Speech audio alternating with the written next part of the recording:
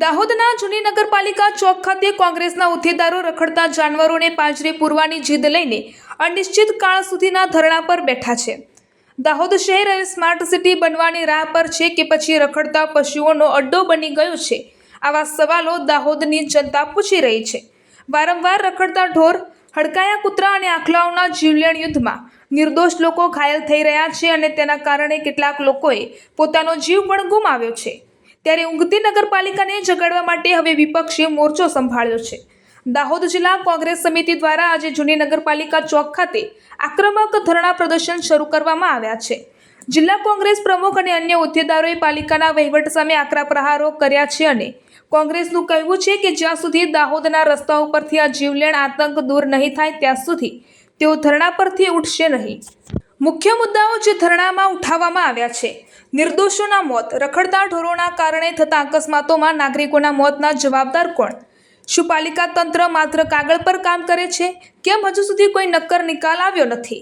Street લાઇટની ખરાબ હાલત, સફાઈના નામે થતા ધાંધિયા અને ગૌશાળાના ફંડમાં થતા કથિત ભ્રષ્ટાચારને ખુલ્લો પાડવાની નેમ। જ્યાં સુધી દાહોદની જનતા સુરક્ષિત નહીં થાય ત્યાં સુધી અમારું આ આંદોલન અટકશે નહીં। પાલિકા સત્તાધીશો ભ્રષ્ટાચારમાં મસ્ત છે અને જનતા અકસ્માતોમાં ત્રસ્ત છે। આ અનિશ્ચિત કાળના ધરણા છે। હવે તો કાં તો વ્યવસ્થા સુધરશે, કાં તો આ લડત વધુ ઉગ્ર બનશે। દાહોદની જનતાનો હુંકાર: રખડતા ઢોરોનો ત્રાસ હટાવો, જનતાનો જીવ બચાવો। નગરપાલિકાની આળસ હવે નહીં ચલાવી લેવાય, કોંગ્રેસ મેદાને। રિપોર્ટર અજય સાંસી, વાત્સલ્ય સમાચાર, દાહોદ। આજે અમે દાહોદ જિલ્લા કોંગ્રેસ સમિતિ વતી અને શહેર કોંગ્રેસ સમિતિ વતી જૂની દાહોદ નગરપાલિકા ઉપર ધરણા પ્રદર્શન પર બેઠા છીએ। એ દાહોદમાં ચારે તરફ કૂતરાઓ રખડે છે, ચારે તરફ ગધેડાઓ રખડે છે, ચારે તરફ જંગલી પશુઓ રખડે છે, ઢોરો રખડે છે, ગાયો રખડે છે, સાંડો રખડે છે। દાહોદની જનતાને શહેરની અંદર ફરવામાં તકલીફ પડી રહી છે। વિદ્યાર્થીઓ સવારમાં સ્કૂલે જવા માટે ડરે છે કે ક્યાં અમને કૂતરા પાછળ પડશે તો।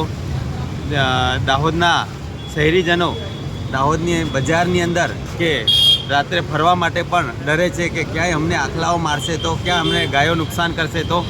ગાયોના નામે ભારતીય જનતા પાર્ટી અને નગરપાલિકાએ કરોડો રૂપિયાનો ભ્રષ્ટાચાર કરી નાખ્યો છે, પરંતુ ગાયો માટે આજ સુધી એક સારી ગૌશાળા બનાવી શક્યા નથી। એની સાથે સાથે ચારે તરફ રસ્તાઓ તૂટેલા છે, ગટરના ઢાંકણા તૂટેલા છે, ગટરો ઉભરાય છે અને સ્ટ્રીટ લાઇટો બંધ છે। આવી દાહોદ નગરપાલિકાની હાલત છે।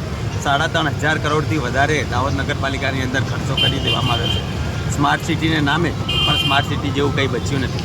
દાહોદ સ્માર્ટ સિટી નહીં, ખાડા સિટી બની ગઈ છે, ઢોર સિટી બની ગઈ છે, કૂતરા સિટી બની ગઈ છે, ગધેડા સિટી બની ગઈ છે। એવું દુઃખ સાથે કહેવાનું મન થઈ રહ્યું છે।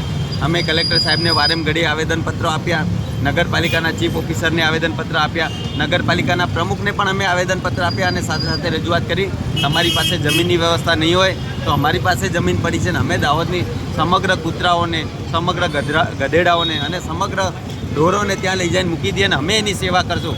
પરંતુ આજે 2-2.5 વર્ષ થયા અમે બનાવી દીધી છે ગૌશાળા, એવું કહીને આ દિવસ સુધી બનાવી નથી। અને હમણાં અમારા સિગલીકર સાહેબ એ પૂર્વ કાઉન્સિલર છે અને પૂર્વ વિરોધ પક્ષના નેતા છે, એ મૃત્યુ પામ્યા આ ઢોરોની અડફેટમાં આવ્યા એટલા માટે। હમણાં થોડો સમય પહેલાં એક વોરા સમાજના આગેવાન પણ મૃત્યુ પામ્યા એની અંદર, અને બીજા કેટલાય ઇન્જર્ડ થયા, કેટલાય બાળકો ઇન્જર્ડ થયા, કેટલાય વૃદ્ધો ઇન્જર્ડ થયા, કેટલાય દાહોદ શહેરીજનો ઇન્જર્ડ થયા। ચારે તરફ આ ગધેડા, કૂતરાઓએ અને ઢોરોએ હાહાકાર મચાવ્યો છે, પરંતુ દરેક વેપારીની દુકાન પર એક ડબ્બો મૂકેલો હોય છે ગૌશાળા માટે, ગાય માતા માટે, પરંતુ એ ડબ્બો હંમેશા પૈસાથી ઉભરાતો હોય છે, પરંતુ એ પૈસા ક્યાં જાય છે?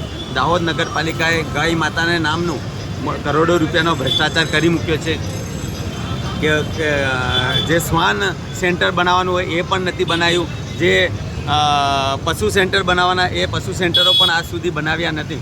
અને જે નગરપાલિકાના નામના કરોડો રૂપિયા આવ્યા, સ્માર્ટ સિટી નામના કરોડો રૂપિયા આવ્યા, એ ભારતીય જનતા પાર્ટીના નેતાઓ સગે વગે કરે એવું અમને લાગે છે। અમે અહીંયા ધરણા પ્રદર્શન પર બેઠા છે જ્યાં સુધી દાહોદ નગરપાલિકા અને કલેક્ટરશ્રી કે દાહોદ નગરપાલિકાના પ્રમુખશ્રી કે ચીફ ઓફિસરશ્રી આ રખડતા ઢોર, રખડતા કૂતરા અને રખડતા ગધેડાઓનો નિકાલ નહીં કરે, દાહોદ શહેરમાંથી એને હટાવે નહીં, યોગ્ય જગ્યાએ નહીં મૂકે, ત્યાં સુધી અમે અહીંયા ધરણા પ્રદર્શન પર બેઠા છીએ।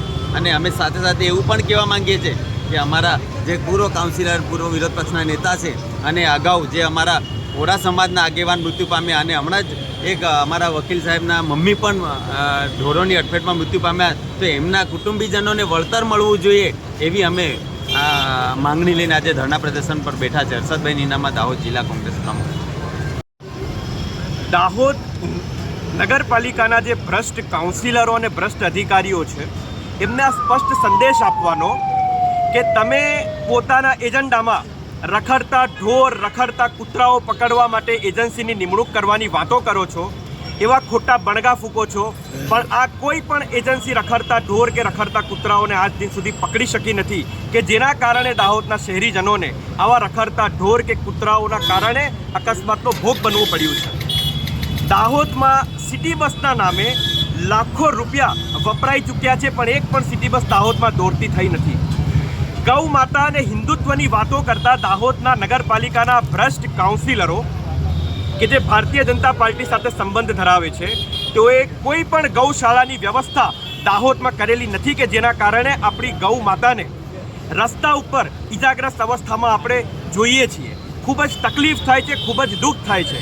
હમણાં પણ વોહરા સમાજના એક સંનિષ્ઠ નાગરિક, એક સજ્જન ભાઈ કે જે આવા આખલા યુદ્ધ અને ગધેડાઓના કારણે અકાળે તેઓ મૃત્યુને ભેટ્યા. આના માટે જવાબદાર કોણ છે? આના માટે જવાબદાર છે જાડી ચામડીના તંત્ર અને આ નગરપાલિકાના ચીફ ઓફિસર કે જે ભારતીય જનતા પાર્ટીના કાર્યકર્તા તરીકે કામ કરી રહ્યા છે.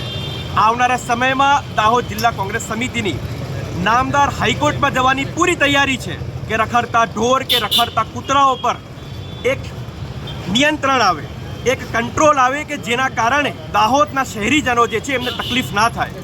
દાહોદના શહેરીજનો એ સહનશીલતા ધરાવે છે, મૂર્ખાઓ નથી. તો ખાસ આ વાત ધ્યાનમાં રાખો અને દાહોદના લોકોને આ પ્રકારની જે સમસ્યાઓ છે એનાથી મુક્ત કરો. વ્રજ શાહ, એડવોકેટ. દેશ અને દુનિયાના સમાચાર જોવા માટે અમારી ચેનલ વાત્સલ્યમ સમાચારને સબસ્ક્રાઇબ કરો અને બેલ આઇકોન પર ક્લિક કરો, જેથી આપને રોજે રોજની તમામ અપડેટ મળતી રહે. સાથે જ અમારા ફેસબુક અને ઇન્સ્ટાગ્રામ પેજને ફોલો કરો.